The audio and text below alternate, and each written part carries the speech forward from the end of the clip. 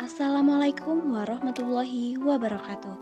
Kami dari kelompok 3 yang beranggotakan saya sendiri Putri Nurandana, rekan saya Akmal Maulana Rinaldi, Siti Nurrohmah, dan Yopani Ariwibawa. Kami di sini akan membahas komunikasi pemasaran retail atau promotion mix. Pokok pembahasan yang akan kami bahas yaitu pengertian komunikasi pemasaran retail, tujuan komunikasi pemasaran retail, elemen komunikasi pemasaran retail, manfaat komunikasi pemasaran retail, dan yang terakhir, langkah-langkah untuk menyusun promotion mix. Baik, langsung saja ke materi yang pertama, pengertian komunikasi pemasaran retail. Komunikasi pemasaran retail atau promotion mix adalah serangkaian pendekatan yang dilakukan oleh pihak perusahaan untuk mengoptimalkan upaya promosi serta menjangkau target pasar yang lebih luas. Untuk melakukannya, kita perlu mengkombinasikan penggunaan alat, media, ataupun metode tertentu agar sebuah bisnis dapat mencapai tujuan yang sudah ditentukan. Selanjutnya itu ada tujuan komunikasi pemasaran retail. Nah, komunikasi pemasaran retail itu bertujuan yang pertama itu ada untuk memberikan informasi terhadap produk yang akan kita pasarkan. Yang kedua, berusaha memberikan pengaruh dalam keputusan pelanggan. Yang ketiga, meningkatkan penjualan, yaitu semakin banyak produk terjual, maka akan semakin banyak mendapatkan keuntungan. Nah, yang terakhir itu untuk mengingatkan halayak untuk melakukan pembelian ulang. Elemen komunikasi pemasaran retail. 1. Periklanan atau advertising. Periklanan adalah alat pemasaran yang digunakan oleh merek untuk mempromosikan produk atau layanan mereka kepada calon pengguna. Biasanya, periklanan itu berbayar dan dilakukan oleh sponsor dengan melakukan pembelian ruang media milik orang lain. Ini bisa berupa saluran TV, radio, Instagram, influencer, ataupun yang lainnya. Tujuan periklanan adalah untuk mengingatkan, membandingkan, dan juga informatif. 2. Personal selling.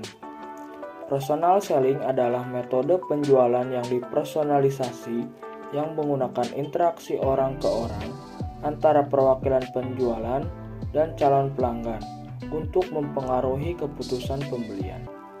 Contoh personal selling adalah toko retail seperti Alfamart, Indomart mempekerjakan staf penjualan yang membantu pelanggan memilih produk terbaik sesuai dengan kebutuhan dan keinginan mereka sendiri. 3. Promosi penjualan atau sales promotion. Promosi penjualan merupakan insentif jangka pendek untuk mendorong pembelian atau jasa. Dengan kata lain, promosi penjualan merupakan bentuk pengenalan suatu produk atau jasa yang akan dipasarkan kepada masyarakat agar masyarakat mengenal dan percaya akan produk dan mau menggunakan produk tersebut. Contoh promosi penjualan. 1. Sale atau obral. 2. Diskon dengan pembelian tertentu. 3. Demonstrasi barang dagangan. 4. Kupon atau voucher. Dan yang kelima, undian atau giveaway. Manfaat komunikasi pemasaran retail. Yang pertama, mengembangkan visi strategis perusahaan. Dengan menggunakan teknik komunikasi ini akan membantu perusahaan untuk mengembangkan visi yang strategis berkaitan dengan memanfaatkan peluang pemasaran dan juga perangkat yang dapat membantu perusahaan untuk membuat inovasi terbaru dalam mempromosikan produk. Yang kedua, membuat masyarakat sadar akan merek produk. Nah, secara tidak langsung, komunikasi yang baik dan benar akan membuat masyarakat menjadi sadar akan merek produk perusahaan, meskipun banyak produk serupa. Yang ketiga, menonjolkan keunggulan produk secara kompetitif. Nah, melalui komunikasi pemasaran, perusahaan bisa melakukan komunikasi yang strategis dan tepat melalui beberapa media pendukung untuk mempromosikan produk yang dijual. Yang keempat, memunculkan niat baik. Melakukan teknik komunikasi ini akan menumbuhkan niat baik perusahaan dengan cara mengikuti berbagai kegiatan yang terkait dengan tanggung jawab sosial untuk kepentingan masyarakat. Yang kelima, menjalin hubungan baik dengan konsumen, karena konsumen merupakan unsur terpenting di dalam sebuah bisnis. Maka dari itu, teknik komunikasi yang dilakukan secara tepat akan membentuk hubungan yang baik secara penjual dengan konsumen. Yang keenam, meningkatkan keuntungan perusahaan. Tentu saja, masyarakat sudah mengetahui produk, menaruh kepercayaan, dan kepuasan terhadap produk akan terdampak pada meningkatkan keuntungan perusahaan. Langkah-langkah menyusun komunikasi pemasaran retail. Yang pertama yaitu tentukan target market. Segmen dari orang-orang yang memerlukan atau mendapatkan manfaat dari jasa atau produk Anda adalah target market Anda.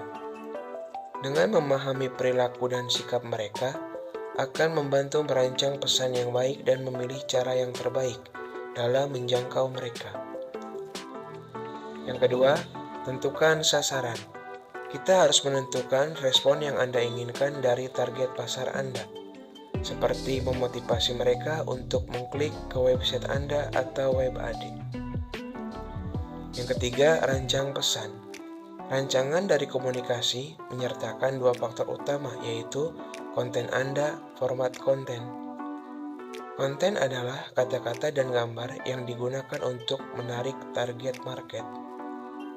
Yang keempat, pilih saluran promosi. Dengan memilih metode terbaik untuk menyusun pesan atau mengekstraksi most value dari sumber daya finansial dan kreatif yang ada, maka kita dapat menyusun sebuah program komunikasi pemasaran terintegrasi yang memperkuat karakteristik perusahaan di benak konsumen. Yang kelima, tentukan anggaran. Cara termudah dalam menentukan anggaran adalah mengestimasi berapa banyak yang dihabiskan dalam kompetitor dan menyamainya. Cara lainnya dengan menyusun metode promosi yang digunakan, kemudian membuat biaya aktual dari masing-masing promosi dan menyusun sampai menemukan anggaran yang tepat. Dan yang terakhir, tentukan bauran promosi yang tepat.